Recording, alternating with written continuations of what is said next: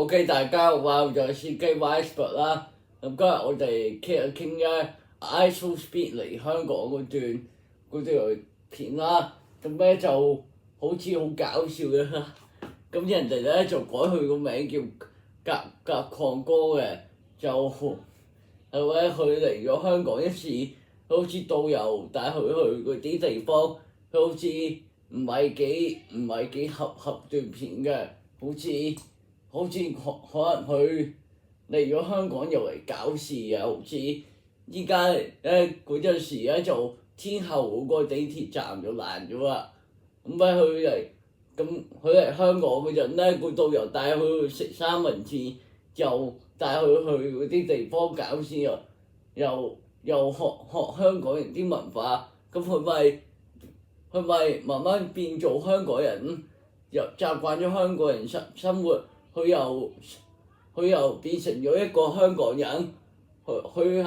外國人就無端端變成一個香港人啦。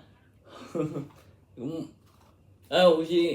有啲人評價佢嗰段片咧，就好似唔係幾好睇咯，因為有時咧會好似佢咧就好似嚟咗香港好似搞事咯，又喺度。同埋咧嗰陣時咧，大批人追星啊，同埋佢喺地鐵站嗰日露出呢個樣咧，就好似佢有啲害羞啊，有啲咁嘅情緒啊。咁可能咧佢覺得嗰陣時咧唔係幾中意，同埋佢好似喺地鐵站下低有個位置有人對佢唱咧，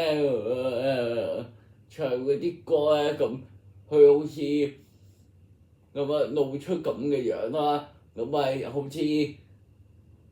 啊，佢覺得唔係幾中意人哋咁做啊。咁咧佢訪講咧，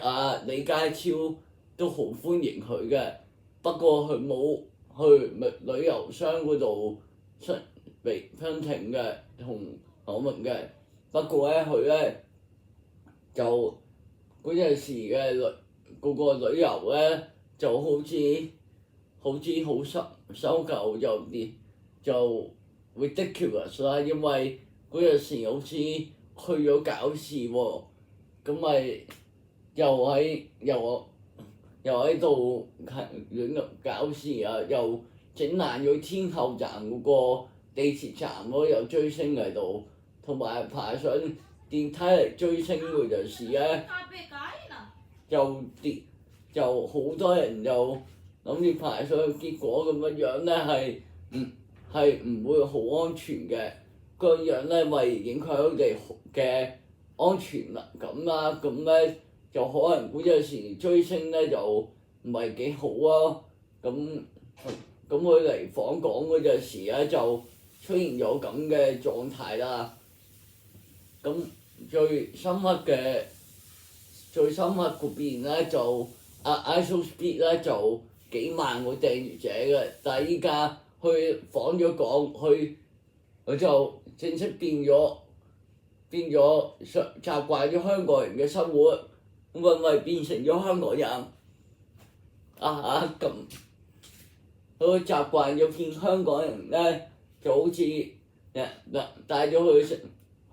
三文治，又帶埋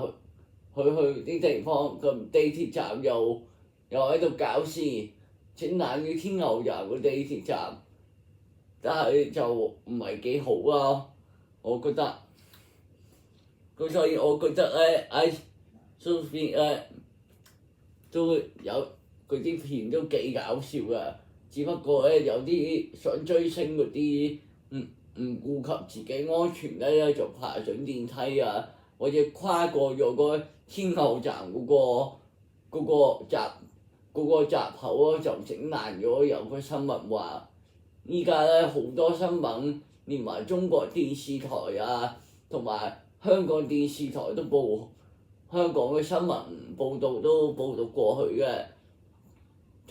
同埋佢ISOSpeed嚟咗中國嘅之前，例如深圳啊、成都啊，佢嚟咗，咁又去李家超咧就好歡迎佢嚟香港宣傳佢啲片嘅。OK，呢片到此為止，希望大家有興趣嘅話，拜拜。